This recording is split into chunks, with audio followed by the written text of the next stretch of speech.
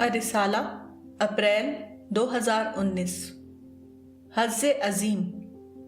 قرآن میں ایک حقیقت کو ان الفاظ میں بیان کیا گیا ہے، وَمَنْ أَحْسَنُ قَوْلًا مِّمَّنْ دَعَا إِلَى اللَّهِ وَعَمِلَ صَالِحًا وَقَالَ إِنَّنِي مِنَ الْمُسْلِمِينَ وَلَا تَسْتَوِي الْحَسَنَةُ وَلَا السَّيِّئَةُ ادْفَعْ بِالَّتِي هِيَ أَحْسَنُ فَإِذَا الَّذِي بَيْنَكَ وَبَيْنَهُ عَدَاوَةٌ كَأَنَّهُ وَلِيٌّ حَمِيمٌ وَمَا يُلَقَّاهَا إِلَّا الَّذِينَ صَبَرُوا وَمَا يُلَقَّاهَا إِلَّا ذُو حَظٍّ عَظِيمٍ، یعنی اور اس سے بہتر بات کس کی ہوگی جس نے اللہ کی طرف بلایا اور نیک عمل کیا اور کہا کہ میں فرما برداروں میں سے ہوں، اور بھلائی اور برائی دونوں برابر نہیں۔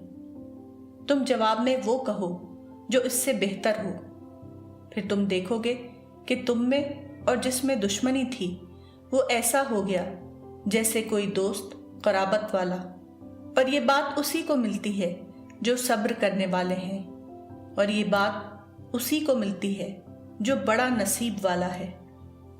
قرآن کی ان آیتوں میں ایسے اہل ایمان کا ذکر ہے جو بڑے نصیبے والے یا ٹرولی فارچونیٹ ہوتے ہیں۔ یہ وہ لوگ ہیں جن کے برتاؤ سے یہ ممکن ہو جاتا ہے کہ دشمن بھی ان کا دوست بن جائے۔ جو بظاہر غیر بنا ہوا تھا وہ بدل کر آپ کا اپنا بن جائے۔ اس انقلابی تبدیلی کا فارمولہ کیا ہے؟ وہ صبر کا فارمولہ ہے۔ صبر کا فارمولہ کیا ہے؟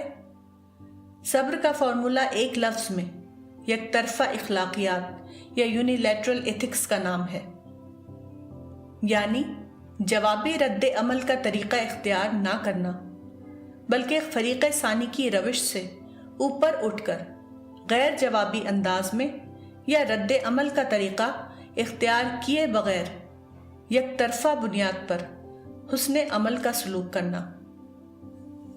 ایسے لوگوں کو ذو حظ عظیم یا ٹرولی فارچونیٹ ہونے کی بشارت دی گئی ہے۔